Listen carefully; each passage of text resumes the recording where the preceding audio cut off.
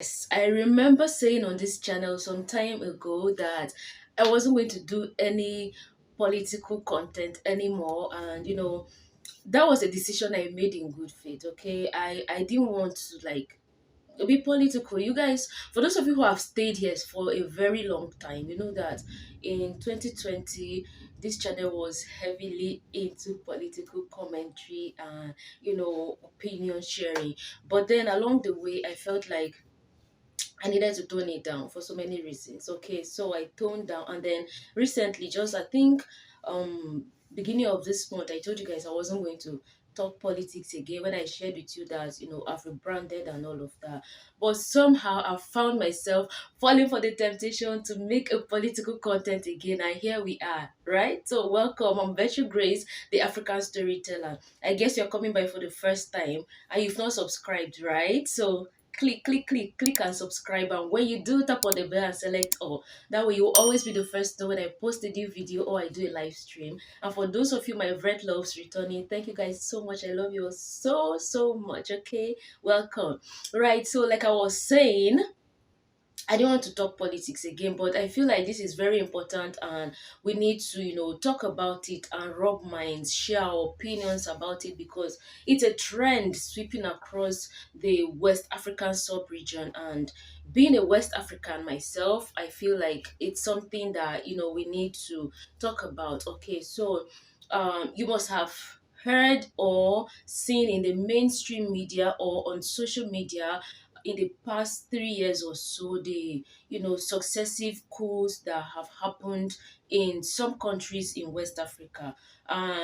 When these coup d'etats happen in some of these few African countries in West Africa where it has happened, there are usually reactions from people who are in support and people who are against these coups. So what triggered me to actually talk about it is the most recent one that happened in my neighboring country in the north, okay, and that is Niger Republic.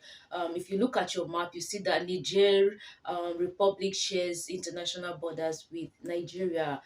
In the northern part of Nigeria, so we are actually neighbors. And recently, just a few days ago, a coup d'etat happened there where the democratically elected president was ousted by the military, and the military is now in charge of the country. So I got thinking, and I was even all the more triggered by the commentaries and some of the reactions that have followed the coup incident in Niger Republic. So we know that in Mali, Mali also had a coup, I think 2 or 3 years ago, and recently the military leader dropped French, which was the official language of Mali, given that Mali is a former French colony.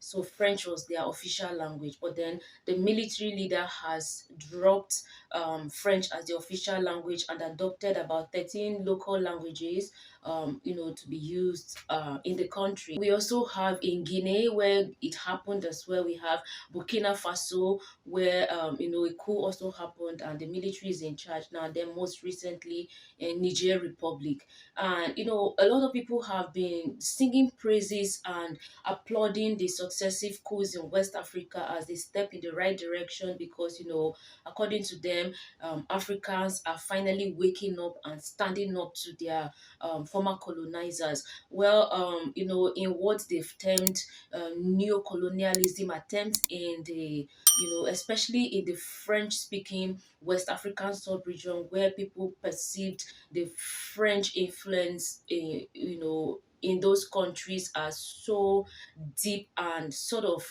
parasitic in a way that such relationship only benefits France as against these West African countries where French had relations with. And when these coups happen, what the military leaders do is they send out the French presence. So the French military, the French diplomatic relations are severed, and then you see the dropping of language and all of that. Just actions to express their total dissatisfaction with the relationship they had with France. But then, as people applaud this, other people are of the opinion that these African countries need to tread cautiously because there's been a trend. Okay, when it happens, the people take to the streets to express their joy over the incident, and you see them destroying French presence, like setting embassies ablaze, setting French flags ablaze, and just chanting in support of what the military did in the country, and then of course singing and chanting pro-Russian, songs and slurs and all of that.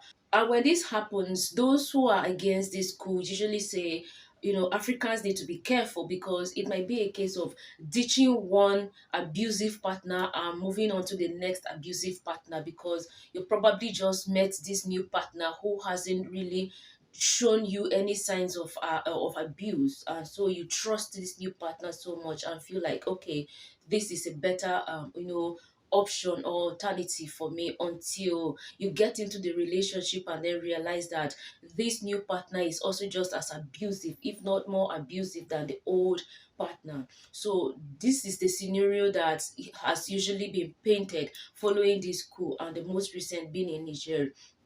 Some people have the opinion that Africans need to be careful because it might be a case of ditching France because they perceive the French to be parasitic and draining, and then going in support of Russia, not knowing that Russia might also turn out to be as parasitic as France was. Okay, but when all of this happens, I just feel like I also share the sentiment of being careful because as an African, there's nothing I desperately crave more than to see Africa a stabilized, developed, and prosperous continent. I do that. I desperately crave for that. I want to see Africa prosper because we have abundance of everything: human, natural, capital resources, everything. Natural resources are in abundance.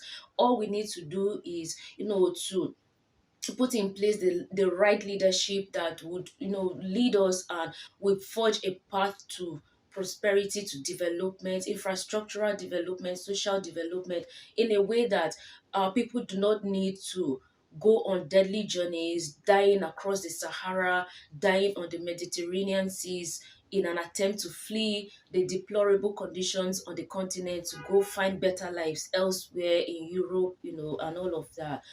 I desperately want Africa to be a place where our people are proud to call home and want to stay back and enjoy, because this is home. No matter where we go, Africa always remains our home.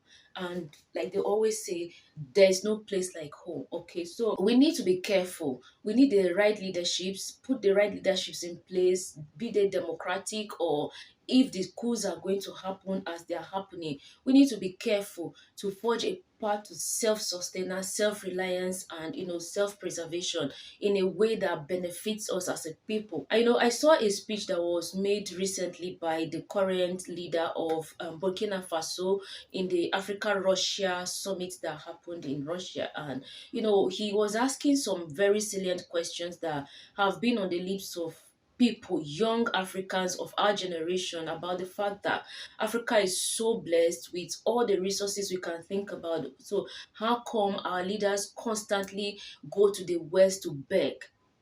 As much as that didn't probably sit well with the older generation of African leaders, with the younger generation of Africans, that was very, very important to ask, because oftentimes our people feel like our commonwealth is not evenly and equally distributed.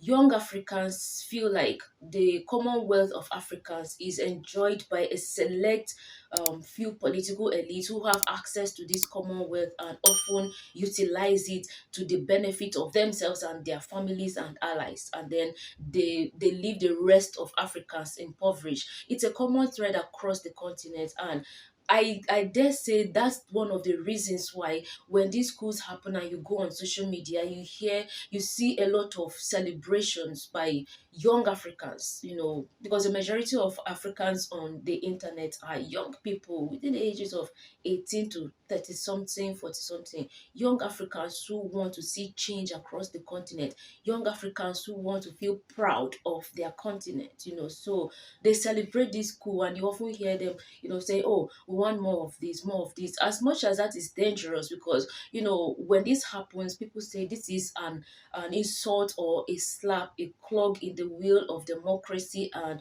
only takes the progress that democracy has made backwards. And then other people ask, where is the progress? Where are the benefits? Because we haven't seen any benefits or any progress as the majority of Africans. So for those who say these coups are a clog in the wheel of democracy and an impediment to the progress that democracy has brought on the continent, people ask, where? How? What progress are you talking about, sir or ma?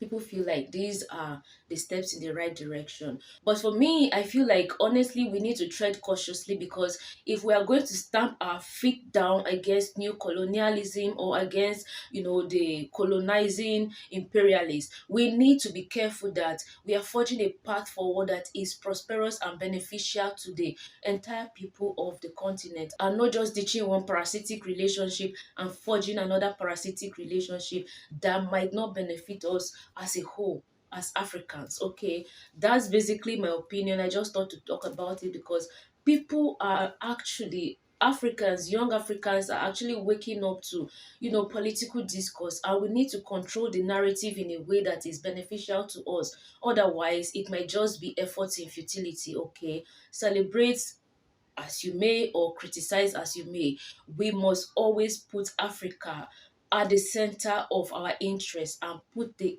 African interest first, okay, such that we project narratives and events that benefit us as Africans and the entire continent of Africa. Okay, what do you think, guys? Drop a comment. That was just a brief 2 cents that I wanted to, share on this particular incident. And yeah, what do you think? Drop a comment. I like to know. And if you've not subscribed, kindly click on that subscribe button now. When you do, tap on the bell, select all. That way you will always be the first to know when I post a new video or I do a live stream. And if you are returning, thank you so much for returning. I love you guys so much. I'll see you in my next video. Until then, stay safe, healthy, below abiding. Virtue Grace, the African storyteller. Share the video. Bye. Mwah.